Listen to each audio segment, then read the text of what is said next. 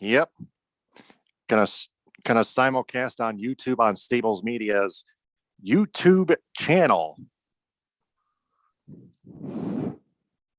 And then I'm gonna record to the cloud.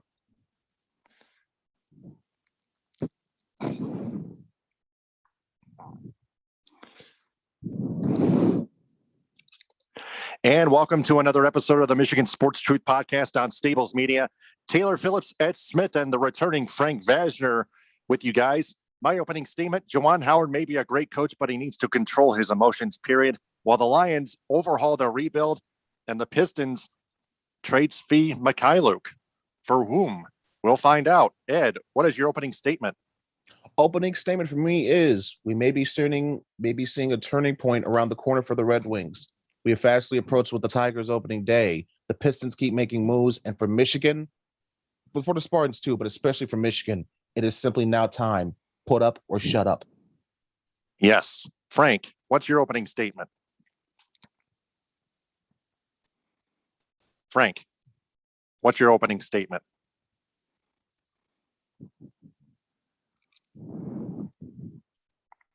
Frank, you're muted.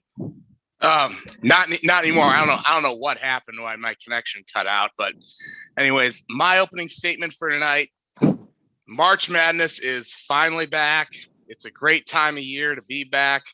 And we're going to discuss a lot tonight on whether Michigan and Michigan State can go real far or if they're going to be gone after the first weekend. Yes, we will.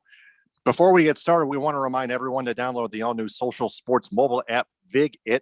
Enter the referral code STABLES for Stables Media when you sign up. Capital S, lowercase letter B in the middle. Available on the Apple App Store and Google Play. Download the VigIt app and sign up with the referral code STABLES for 1,000 free Vig coins to get you started. So we got a lot to talk about. Michigan State, Pistons, and Lions. Lions went straight to work. But first off, the Michigan Wolverines, our top story. Head coach Juwan Howard, as Maryland alleged in the Big Ten quarterfinals during this heated discussion between Juwan Howard and head coach Mark Turgeon of Maryland, they got in a heated argument with Maryland head coach Mark Turgeon, Juwan Howard, and Howard got ejected. Now Maryland alleged that Howard threatened to kill Turgeon by yelling the threat directly to him, according to 24/7 Sports. Now, I know Howard's among 4 coaches nominated for the Coach of the Year, NCAA men's basketball, but like I said in my opening statement, Juwan Howard needs to control his emotions. Ed, we're going to start with you, and then we'll go to Frank. Ed, kind of tough to digest when you hear about it.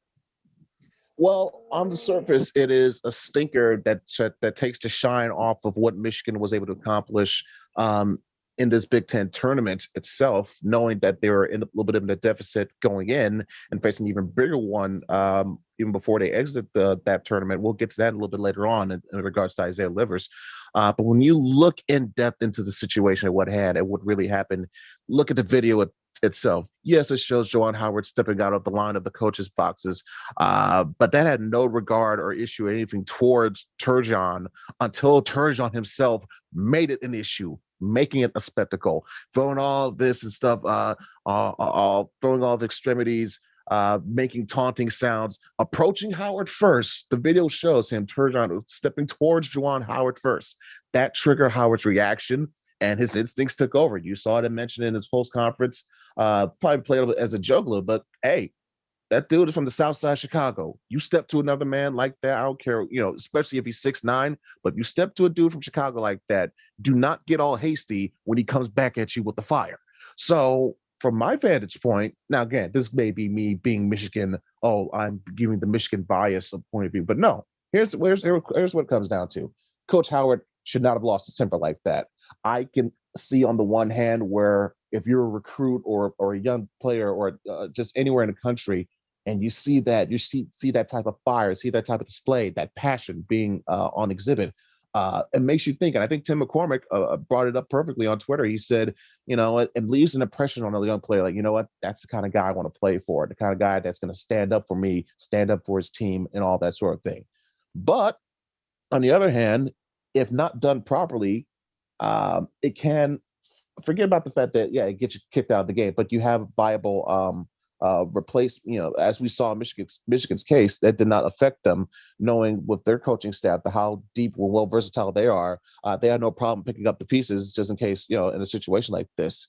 But also you got to remember, like, if you have patterns of this, it can potentially create a reputation of sorts to where the refs may look to target that in order to trigger a response to penalize you and your team.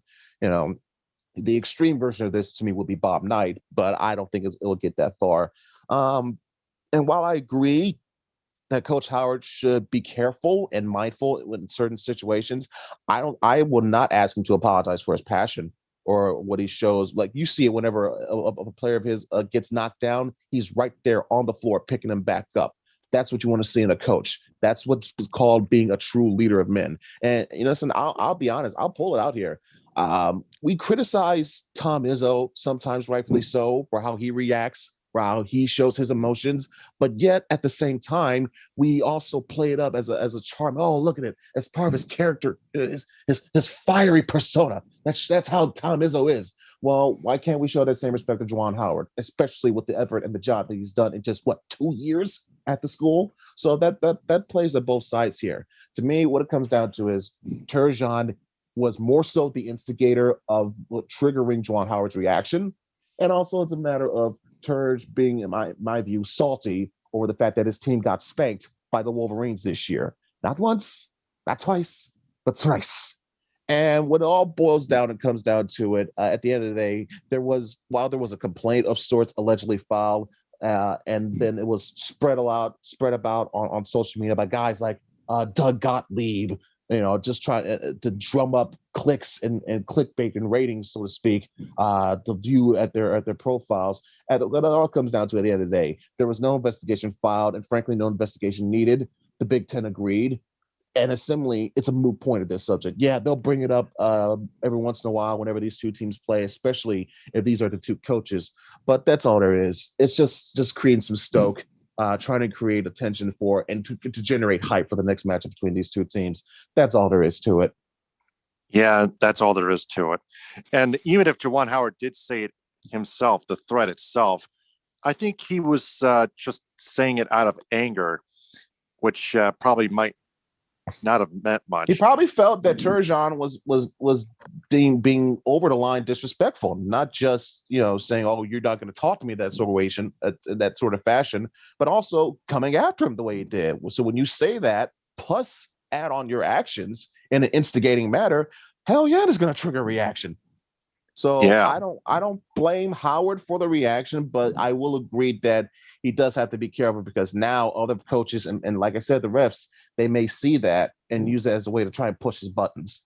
And they may hear it as well. Exactly. So they can't develop a reputation of getting kicked out of games, because there may come a point to where, his players are going to need him for that guidance in that crucial point in time in the game. And if he's kicked out, if he's ejected, yeah, you may not have a perennial backup or quality assistant that one of the ones Michigan has to help back you up here. But again, it all comes down to, can Coach Howard maintain himself at certain moments, but still maintain and show the pattern of the fiery passion that he has, not just for his players, but for the whole for the whole program. So I got no problem with him showing that passion. He just has to be mindful that doesn't get him ejected more often. Yeah. Frank, your analogy. Wow, Ed, that's a tough one to follow up. You gave some really great stuff. But, I think I can kind of speak to this as someone who sits on the bench at high school basketball games, being a member of a coaching staff and also doing a little bit of basketball officiating at times. I've seen it from both sides. Now, first and foremost, I have no issue with Juwan Howard being fired up at Mark Turgeon. I mean, the whole "I'll effing kill you," that was stepping over the line a little bit, but I'm just going to attribute that to emotion. I don't think he really meant that he was going to go kill Turgeon, because I don't see Juwan Howard as that type of person. And plus, like I said, I was out of anger. Yeah, and Taylor, Ed, I have been in those situations too, where I've been frustrated sitting on the bench because of a call that went a certain way or a no call that didn't happen. And I mean, it hasn't gotten to the point where I've been screaming profanity because I'd get in serious trouble. But then again, that may be because I kind of know what I can and can't do. So in Juwan Howard's case, I have no issue with him showing fire. It's the same thing I said about Tom Izzo when everyone made a big stink about him getting on Aaron Henry for giving a poor effort on defense. Coaches are passionate people, and I've been with a lot of passionate coaches. And there is a line you do have to toe, and sometimes you might go over it unintentionally. Hey, yeah. But at the end of the day, it shouldn't be looked at as it's the worst thing ever. I mean, kind of like what Ed said. I mean, I know Turgeon says, "Oh, I filed reports with the Big Ten," and the Big Ten's like, yeah, there's really nothing here. Juwan Howard didn't try to kill you. He didn't take a swing at you or anything like that. So this is just something that we're probably going to watch, make sure it doesn't get completely out of hand.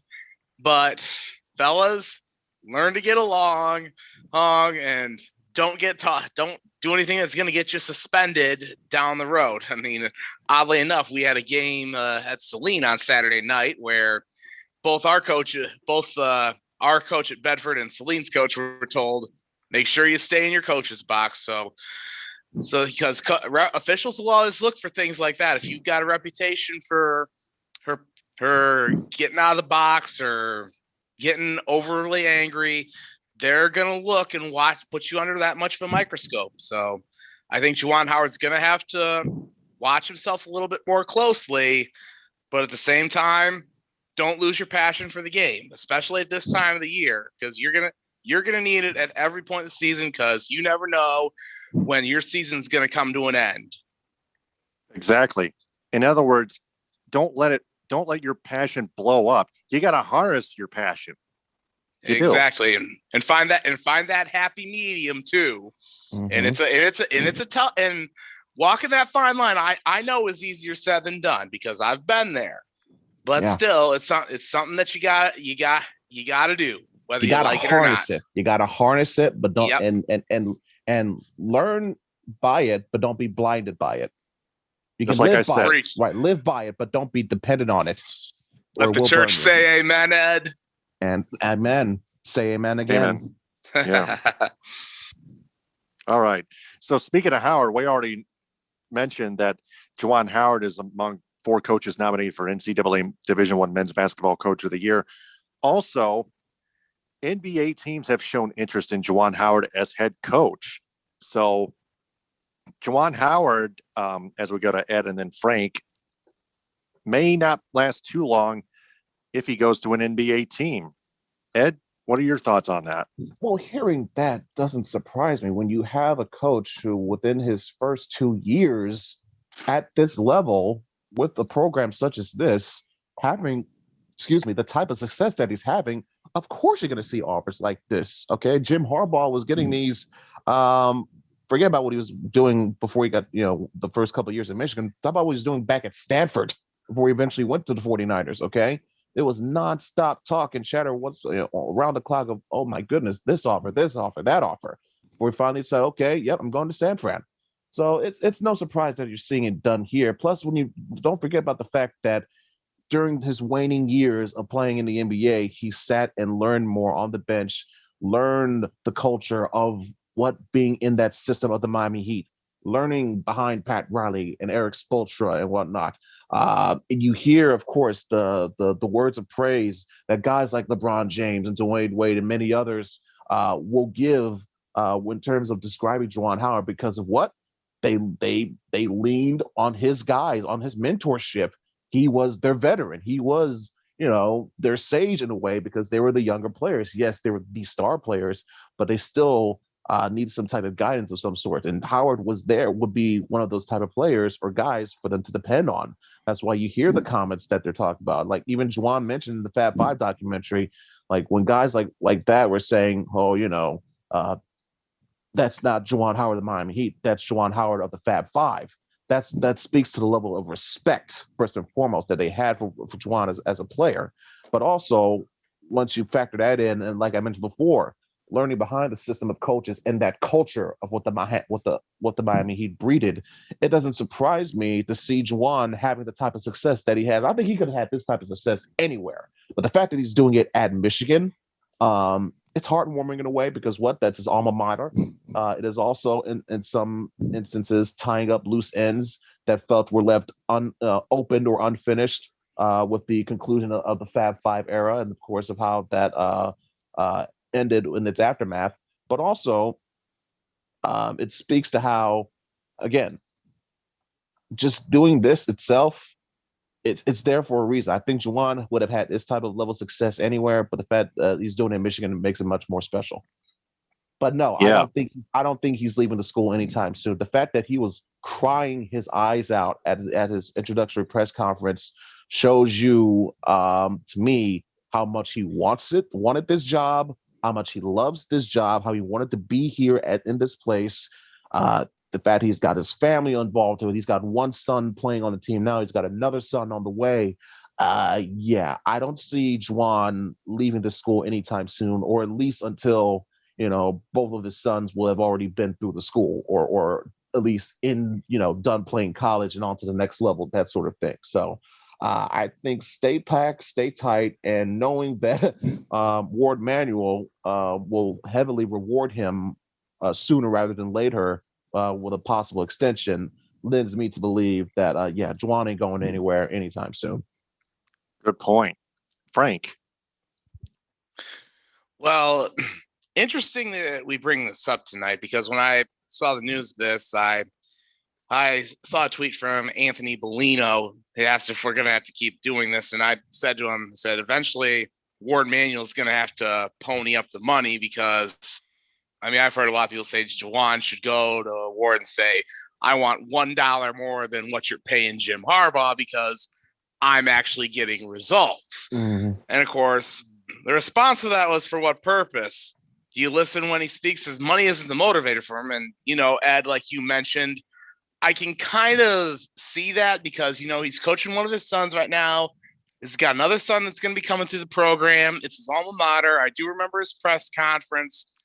But, I think it's going to be the point where he's going to wonder, says, hey, I love it here. I love what I do, but truthfully, I should be making a lot more money than what I'm making, because you're paying a football coach way more. And how many championships has he won? 0. And I've got one Big Ten championship already, and that's not going to be the last one. And there's some other people that are saying, oh, he could possibly do it for free. I don't buy that at all. No. And this is what somebody else said. It says, I don't think it's for Juwan, but it would make him feel better if they pay him on results and not overinflated markets for a coach that can't win. So just some thoughts on that. But truthfully, I think probably after this season, Ward Manuel is going to give him a pretty decent raise. Whether it's more than what Harbaugh makes right now, that remains to be seen, but I could see it happening. And as for the NBA stuff, I'll agree with Ed. I don't think he'll go after this season, but who knows? But I'd say we'll at least wait until both his sons finish playing and graduate, and then maybe he'll consider dipping his toes in the NBA water, or he may end up saying, I'm going to stay in Michigan until I decide to retire and I kick back on the porch and enjoy what I've accomplished. I could see revisiting this in about, say, 4 to 5 years for now. Because like I said, that'll probably be when both sons are through the school and everything, whatnot. But also consider the fact that if Juwan keeps up this level of success, winning Big Ten titles, perennial contender, and let's say he wins a national title or two, wishful thinking. But again, that will keep these persistent rumors of going to the point where even Juwan might think, I love it here. the atmosphere is great. But if I'm doing this well, with these young kids and help shaping them into these great future pro players, let's see what I could do with actual pro players, especially some of my peers that I've been around spending 2+ decades with as a player and behind don't forget, he was also an assistant coach with Miami as well, I believe, before he took the Michigan job as well. So there's that to build upon. And I think when you hear more and see more of his reputation grow, it will help be more of a positive than a negative. I don't see this ending. If he were to make the jump, I don't see it ending the way it did for John Beilein, because Coach Beilein, it was far, far different circumstances, completely different palette whatsoever. And he went to Cleveland. Come on. You couldn't do any worse than that. And obviously, Coach Beilein was not completely blameless for how that venture ended, but still, you could say he at least gave it a shot. He knows what the experience it was, and he's still a terrific coach. He's still a Hall of Famer in my view, at least. So, yeah, I don't know if Juwan's going to stay here for 10 years. I don't know if he's going to stay here for 5, but I do know he'll be here for quite a while, and people, especially those around the rest of the Big Ten, better get damn well used to it. Yeah, they better. So the Big Ten Conference Championship tournament got over with last weekend. Michigan did beat Maryland 79-66, but then they lost despite a valiant comeback to the Ohio State Buckeyes 68-67. They were without Isaiah Livers, who was out with a stress fracture in his right foot or right ankle, one of the two. But Michigan still a little bit of room for criticism, but they made a comeback. They just fell short. But now they must focus on the NCAA tournament, being the number 1 seed. They'll await the winner between Mount St. Mary's and Texas Southern in the first 4, which starts Thursday. The winner will play Michigan on Saturday. So we're going to go ahead and do the Viget predicted score between Mount St. Mary's and Texas Southern just for fun. Ed, we'll start with you, and then we'll go over to Frank. Just a wild guess. Ed, what's your Viget predicted score? My Viget predicted score, I don't know. These two teams, my goodness, I'm just going to play for fun. Let's go. Mount St. Mary's 74, Texas Southern 68, and then Michigan will beat them by 15 or whatever on Saturday. All right. Frank, your Viget predicted score. Frank, we lost you again.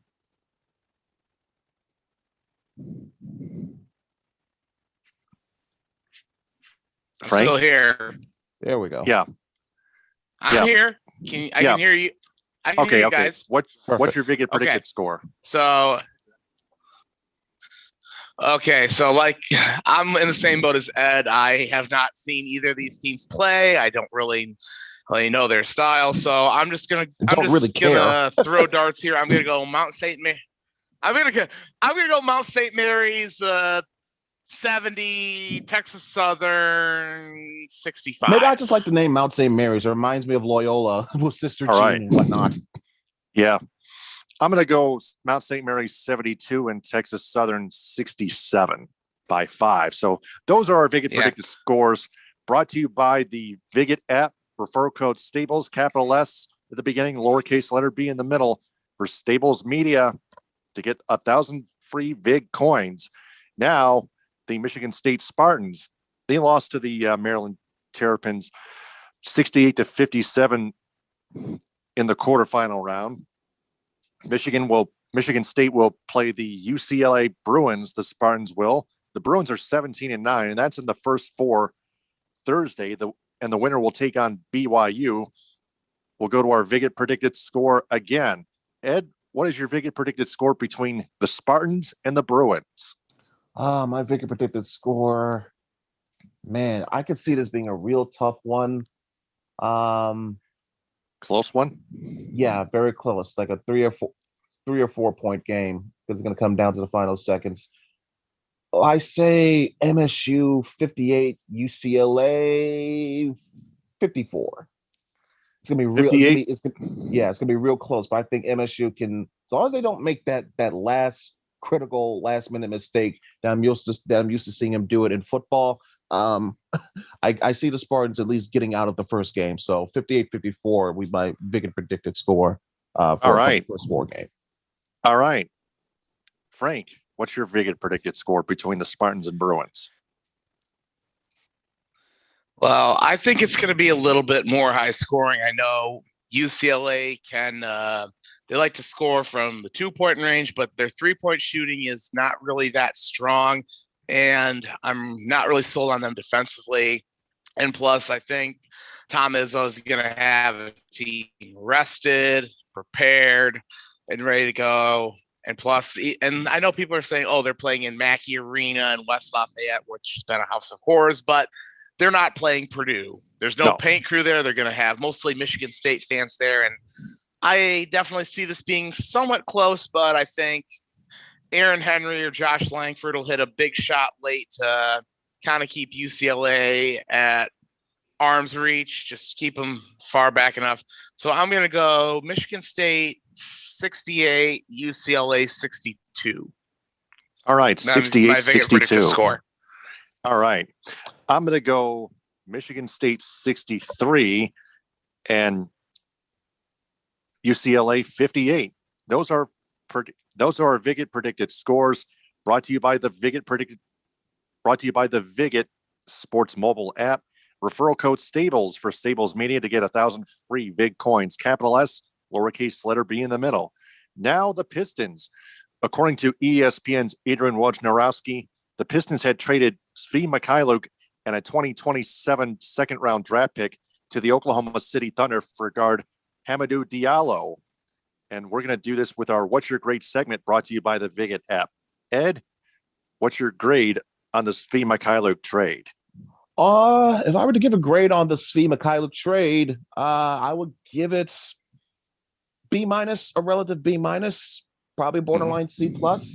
Because we want to see how Diallo is going to perform as a result of this trade. But first of all, let's talk about the details of what we're missing out or what's going to be going on, what's being swapped. In Svi, someone who I thought was going to be a potential building piece around with his 3-point shooting. While you do lose a career shooting 37% 3-point shooter, which, today's NBA is needed. It seems to me that you're going to gain a guy in Diallo who is going to get more minutes, more playing time to showcase what he's got. You're going to get a guy who's a defensive wing, young, long, 6'5". He's a long defender who's a wing. Who shoots better percentage from the field. That's mainly the fact that he is a slasher. So he has the ability to drive to the rim and get quality looks at the baskets because he's that up close to it. He still needs more to work on in terms of the rest of his offensive makeup, whether it be his jump shooting or mid-range or whatever the case may be. But despite all that, in terms of if you read the reactions of some of the OKC players, like, for example, Shai Gilgeous-Alexander, amongst others, they were quite sad to see him go. So to me, that speaks to the level of person and teammate that the team could be gaining and could be getting as a result, which could create a great locker room presence and in turn create chemistry for this team. And I don't know how he's going to do in Dwayne Casey's system. That's still yet to be seen. But in terms of looking at what he does bring to the table, he's a young, long, athletic defensive wing who can get to the rim almost at will, puts up a good number shooting-wise as a result of that. It still has more to work on, but his defense speaks for itself, and he could be a great locker room presence. I don't know. I don't want to call him locker room leader because he's still young. you need some type of veteran presence there to be for these young players to learn from to become eventual leaders themselves. But I could see him being a great locker room presence. So as a result of all of that, I'm going to give this one a B-. All right. Frank, what's your grade on the Svi trade? I'm in the same boat as that. I'm going to give it a B- as well. I mean, because they get a defender in Diallo, who I think, like Ed says, good locker room presence as well. Well, and I saw him play a little bit when he was in college. I believe he went to Kentucky, if my memory serves me correctly, and I thought he was a nice player there as well.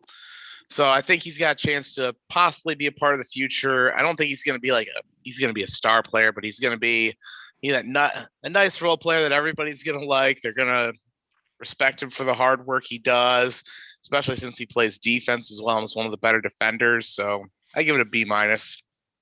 All right, I'll give it a B- as well.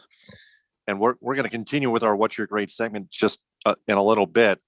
The Pistons signed center Tyler Cook to a 10-day contract, and Killian Hayes is medically cleared from his right hip injury to return to basketball activities. So the Pistons get at least one player back from a long, long injury. Absolutely. And I think in terms of Killian Hayes for his development, at least this this injury cut his season short way more than he wanted it to be. It made him miss out on some potential growing experiences for him as a player. But the potential for him is still there. And I think if you had the right pieces around him, like we see, for example, what Diallo could become in an instance, as the way what we're seeing Troy Weaver completely tear down and rebuild this entire roster. Killian Hayes is still, in my view, one of those important building blocks for your future. So it'll be good to see him back on the floor soon. Yeah. Frank, what do you think? Yeah, I definitely think it's great to get Killian Hayes back because I think he's also a key building block for the future. Aaron, when he went out, it was basically either DeLon Wright or Derrick Rose before he got traded, or whoever else was running the point, and the team kind of struggled. So getting him back, kind of getting him in there, I think you're going to see them perform better, and it'll be nice to see him back there. And I think, and of course, the Tyler Cook 10-day contract signing, I believe, was just a depth move as well. Mm-hmm. Yeah. All right, so that's Pistons, and now we continue our What's Your Grade segment with the Detroit Lions. They have signed veteran tight end Josh Hill from the New Orleans Saints. Don't know what the details of that signing are, but we'll go to Ed and then Frank. Ed, what is your grade on tight end Josh Hill? C+, more than likely. This was a Dan Campbell call. Obviously a needed call too, because I believe they cut Jesse James as well over the past week or so. So this was moved up for depth purposes, but also Dan Campbell probably saw him play under his wing or under his guidance when he was in New Orleans. So this is probably more so a Dan Campbell call rather than a Brad Holmes call. So I'd give it a C+. All right, Frank. I'll make it 2 for 2 for me for agreeing with Ed. I think it's a C+. I don't think Josh Hill's going to make a huge impact, but again, Dan Campbell coached him in New Orleans, so I think there's some familiarity there. And plus, he can kind of be that veteran presence that can probably take TJ Hawkinson under his wing and kind of help him develop a little bit more. And I think he'll probably be a better leader than Jesse James was. So C+ for me. I could definitely see Campbell. Before we move on, I could definitely see Campbell trying to build and establish something with Hawkinson for sure. So good analysis there on that one, Frank. Yeah, thank you, Ed. Good point. Is right. So we'll all go with a C+. Next up, the Lions re-signed defensive end Romeo Okwara to a 3-year, $39 million contract, and that's big too. Ed, what is your grade on the re-signing of Okwara? B+ for sure. You even though it was inevitable that there was going to be turnover and reconstructing of the roster, it's good to see to keep some of the pieces that were working at their same spot. So they're bringing back Trey Flowers, who was productive last year, and you're bringing another guy back, and Okwara as well. To me, it presents a consistency pattern for one of your lines of production that even though it was a weakness at times, the defensive line still had some bright spots, and those two were obviously the two bright spots. And the fact that I believe his younger brother is on the team as well, so that's probably played a hand in his re-signing. But I got no problems with this deal at all. I think the money was not too much, right amount of years. So I really have little to no issues about this. B plus, even if probably a low A minus. Yeah, I'm going to go with a low A minus as well. Frank? I'm going kind of B plus, A minus as well, fellas. I mean, what I love most is the money. I mean, 13 million a year. I had heard that he was going to get possibly 15 million or more per year. So I know. So I mean, there's people saying, well, he probably offered a hometown discount because he wanted to play with his little brother Julian, who's on the team. But I mean, you give Brad Holmes credit for keeping a piece around that was actually productive. I mean, you've got Trey Flowers, who did very well. And of course, you got to have a strong defensive line in the NFL. So having Okwara and Flowers back, plus another move that they made today, which I'm sure we'll get to later. And you at least got to have a position of strength and have a good foundation for this defense. So B plus, A minus for me. Well, it doesn't surprise me too much when you consider Brad Holmes, what he did draft Aaron Donald. He got to the Rams to the Super Bowl based on part of what that defensive line had done. Even if Sue wasn't in his best years, he still was a presence on that line, mainly because he was playing with Aaron Donald. Yes, but still, it made dividends. It created results, and obviously, we saw the effects of not having Aaron Donald on the field could do to a team, as we saw in the NFC divisional playoff game. So Brad Holmes, I think, wants to recreate that type of atmosphere and magic here. He's doing good so far with these, by keeping what actually worked here under Patricia and Quinn. But I still see him getting another guy through the draft, possibly to help really build the defensive line into a true strength of the team. Yeah, and the draft comes next month. So the Lions have released offensive lineman Joe Dahl. So I think we don't need to grade that one, because that just clears up cap space. But yeah, most of these moves that we've seen, and the players that they've gotten rid of, like Chase Daniel, Danny Shelton, Des Trufant, even if losing guys like Jamal Agnew, Marvin Jones, Coleman, Davis. We already mentioned the Jesse James cutting. Most of these are attributed more to cap issues rather than makeup / culture / what the GM and or coach would want issues. I think it's more speaks to how very little money this team has and how they can't afford all of these guys at the same time. So some people got to go. That's just the nature of the business. Yep. You're absolutely right, Ed. Yeah, and speaking of the Packers, the Lions have signed Green Bay Packers running back Jamal Williams to a 2-year, $7.5 million contract. More of our What's Your Grade segment coming up right now. Ed, what's your grade on Jamal Williams? B plus. I like the money that they're giving him. It's not too much. Plus, he's a guy you can plug in. By the way, it tells me that they're expecting Adrian Peterson to go somewhere else. I remember hearing murmurs of him possibly wanting to see if he can reach out to Tom Brady, see if he can get to Tampa, get himself a ring next year. I don't blame him. That's pretty much the only thing missing left from his Hall of Fame career. So I think the Lions knew that AP was going to be going somewhere else next year. So that's why they made this move. Jamal Williams is a guy you can plug in immediately in your running back depth chart. He can be not just a solid backup to DeAndre Swift. He can also be a guy you can have in case of insurance, just in case, say, Swift and I hate to keep knocking on wood with this, Kerryon Johnson with his injury history, if either one of them were to go down, you do have a reliable guy in Jamal Williams to help carry the sled. But I could see this. I speak on the topic of Kerryon. I want to see, hopefully, if Dan Campbell is smart or if he sees what we're all seeing, or his coaches in the offense know what the hell they're doing. They got to get Kerryon Johnson involved more this year. I think while it was nice to see Adrian Peterson show that he still has what it takes to perform in the NFL, it took away from Kerryon Johnson's development. And what we saw his rookie season has slowly diminished over the past couple of years, mainly due to injury, yes, but I think because he's not getting the proper touches that he needs. So I think if you focus your strategy more better in regards to your running game. That yes, DeAndre Swift is going to be your star guy, but remember, Kerryon, we saw some hype and we said good things about Kerryon at the start of his career for a reason. We can't lose track and lose sight of that. Otherwise, you're going to hurt his development even more. So I like to see him get Kerryon more involved for this season. All right, B+. Ed says it. Frank.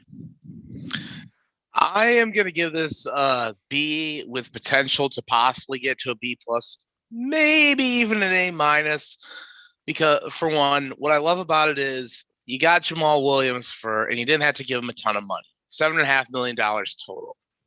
Well, that's great pay for somebody who's expected to be a backup running back, and he can also step in the event that DeAndre Swift or Kerryon Johnson get injured. And plus, I think he's an upgrade over Adrian Peterson, and he can take a little bit more of a beating because, let's be honest, AP he's got a ton of miles on his tires, and he probably wants to go win a ring, like Ed mentioned, probably go sign in Tampa and play with Tom Brady. But again, I think I haven't really seen a ton from Jamal Williams because Aaron Jones was the main man in Green Bay, even though Williams was productive. He's coming to a place that's got not as good as an offensive line blocking for him. But again, maybe we'll see how things go in free agency in the draft, how well this thing gets constructed. But the signing in itself, I give a B with potential to get to B+ or A-. All right. I'm going to go with a B+ on Jamal Williams, just to range it a little bit. So one more move to grade. The Lions have acquired defensive lineman Michael Brockers at age 31, making $8 million a year in a trade from the Los Angeles Rams in exchange for a 2023 7th round draft pick. Ed, actually, I'm going to go first on this one and grade it an A because the Lions didn't want to spend on Dalvin Tomlinson or Shelby Harris, according to an ESPN Plus article. Ed, what is your grade? My grade with this would be B+. It helps out a difficult need, a definitive need for this team. Gives him a veteran presence as well. He's been with the Rams for his entire career, going back to 2012 when he came out of LSU. LSU is known for producing good defensive players. Even though he hasn't made a Pro Bowl yet, again, it's not his fault that he's playing on the same line as Aaron Donald. But just in 2020, he had 51 tackles and 5 sacks. Okay, that marked the 4th straight year that he had more than 50 tackles, and the 6th time in his career that he had at least 3 sacks. To me, when you put that on the line with Trey Flowers and Romeo Okwara, that has potential to at least create a more productive defensive line presence this upcoming season that we saw last year, because we saw how bad it was under Patricia, with how somehow you had players, you had a supposed strength for this team, but yet they couldn't get to the damn quarterback. I think we should expect to see a more improvement in this regard, because I think Campbell and his coaching staff are going to have a completely different scheme, and I think they're going to try to make sure to set up and have their the right sets to where, this guy's going to be in his strength and his gap here. This guy's going to be in his strength coming off the edge, and they'll figure it out in a much better way and a much more clear way than Patricia ever could. So, especially with the money and the assets that you're giving up with this, right? You're just giving up a future draft pick at the end of the draft 2 years from now. I understand of how 5th and 6th and 7th rounders can turn into sleepers, but to me, Michael Brockers could be a sleeper himself, well worth that exchange. So I'm giving this a solid. I'm giving this an A, or at least an A-. Yeah, especially for the money. Yeah, ESPN graded it a mid-range A from their ESPN Plus article. That's fair. Why I followed suit. Very fair. Yeah, Frank. Put me in the same boat as giving it an A, especially since they didn't really have to give up anything to get him a 2023 7th round pick. Exactly. Didn't give up way much. Yeah, for one of the, I wouldn't call Michael Brockers a superstar defensive lineman, but he's someone who has been He's very reliable. productive. He's been productive in his career. And I know people are going to point to, well, he played next to Aaron Donald. Anybody would look good. But still, even before Aaron Donald got to the Rams, Brockers was still a decent defensive lineman.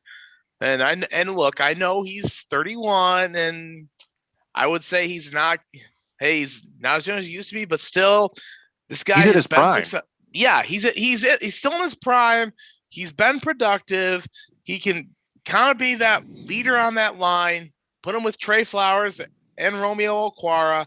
I mean, as for who else they put on the defensive line, again, we're probably going to have to wait for the rest of free agency or the draft. I would still expect Brad Holmes to add another piece somehow. But yeah, getting somebody who was a lot more productive, I think he's by far a definitive upgrade over Danny Shelton and Nick Williams and whoever else is probably going to play defensive tackle. So this gets an A for me. Yep. We all graded a mid-range A. Pistons beat the Raptors, by the way, 116-112. So that is our What's Your Grade segment, brought to you by the Viget Sports mobile app. Referral code STABLES with a capital S and the lowercase letter B in the middle to get 1,000 free VIG coins. That is for Stables Media. Referral code STABLES. Download the Viget app from the Apple App Store or Google Play. But we're not done with the Lions yet. They released backup Chase Daniel and defensive tackle Danny Shelton to free up $6 million more in salary cap space. So the Lions in totality have freed up like around 10 million, over like more than $10 million in salary cap space. So that's really good on their part. And then they lost a few players to free agency. Jamal Agnew agreed to a 3-year, $21 million contract with the Jacksonville Jaguars. Linebacker Jared Davis agreeing to a 1-year, $7 million deal with the New York Jets. Wide receiver Marvin Jones Jr. agrees with the Jacksonville Jaguars on a 2-year, $14.5 million contract. Cornerback Justin Coleman agrees to a 1-year, $2.75 million deal with the Miami Dolphins. And finally, their place kicker, Matt Prater, signing a 2-year, $7 million contract with the Arizona Cardinals with incentives included. So, Ed, we're going to go to you first again. Then we're going to go to Frank. The Lions seems to me like they're overhauling their rebuild, but those players left for those other teams, and it's not on the Lions' end. Ed, just yeah, I mean, this was another, like we mentioned before, this was seen as a potential inevitable aspect when you consider the fact that, you're changing over from one regime to another, number one. And number two, knowing of how the cap situation was going to look like, how much money that you've already spent and were going to be spending. Remember, they were making moves before this that had to get them underneath the cap because they were too high. That is a result of what you get when you have to take a dead hit for trading Stafford's contract and then taking in Jared Goff's contract at the same time. So they had to do what they had to do. There are costs to this, unfortunately, and that's not even mentioning. You heard the names, we've seen them. There's no need to go over them. It's not even mentioning the possibility that more than likely Kenny Golladay will not be back next year as well. So it's you don't want to say it without saying it, but you got to remember that this is year one of a new regime. Nobody is expecting playoffs or division contention in year one. When the pieces that are here. And know what still has to take time to be installed. So I think fans need to brace themselves for another long season. Hopefully one not as painful as the experience that we've had under Patricia, but because the expectations were higher than what they are currently right now. But this is when you got to get patience for sure, especially when you have considered this is a first-time coach in a brand new situation. Brad Holmes getting a chance to run the show on his own. It takes a lot of time, a lot of turnover, but patience is required. Yep. Mm-hmm. Frank, what are your thoughts? Well, it's no surprise that we're seeing some roster turnover. I mean, you can expect that with any regime change. I think the most significant loss is Matt Prater because he was very productive as a kicker. He could hit from beyond 50 yards, and fans loved him. Now they got to go through and find a new guy, and of course, we got to remember who was preceding him, and that was the Gong Show. That was Nate Freeze and Alex Henry, and I'm sure Lions fans don't want to be traumatized by that again. But I mean, the other guys that they lost, they didn't last long. Jamal Agnew. I mean, you could say, in the return game, but all he could really do was just return punts. I mean, kickoff returns in the NFL are like a lunar eclipse. You don't see them too often, right? So okay, this is far from the days. This is far from the days of Josh Cribbs and Dante Hall and Devin Hester. It's a completely different game in regards to that, because especially with rule changes as well in regards to kickoffs. Exactly. So I mean, pretty much there was really no spot for Agnew. I mean, obviously he goes and signs in Jacksonville where maybe Urban Meyer can put him to use somehow, but still, I don't think he's going to be felt that significantly in Detroit. Same to be said for Marvin Jones, Justin Coleman, and Jared Davis, and others. So, I mean, it's basically out with the old, in with the new, and we'll see who gets brought in to replace these guys in the coming days and weeks, and also via the draft next month.